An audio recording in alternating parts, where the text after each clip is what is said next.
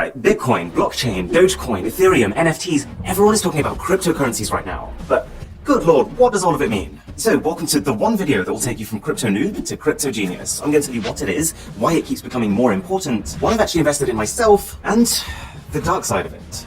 Okay, so when society was in its early stages, there was no such thing as money. We'll call this stage one. The only way to buy something off someone was to go up to them and be like, oh, I really like your horse. I'll trade you my cat for it. Sorry, Milo. I never trade you.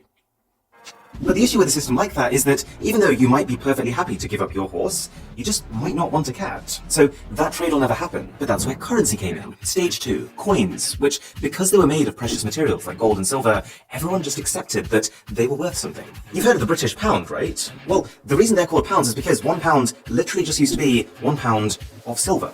And so all of a sudden in a trade, it doesn't matter if you don't want my cat. As long as I have coins, we can still trade for your horse. Even if you have no use at all for the silver, because it's a precious material, you have that reassurance that you can take that coin, give it to someone else, and trade for something that you do want. Convenient, right? But then this evolved to stage 3. As banks became established and governments had control, we realized that as long as there was trust in the system, we could move away from needing to carry blocks of precious metal towards something even more convenient.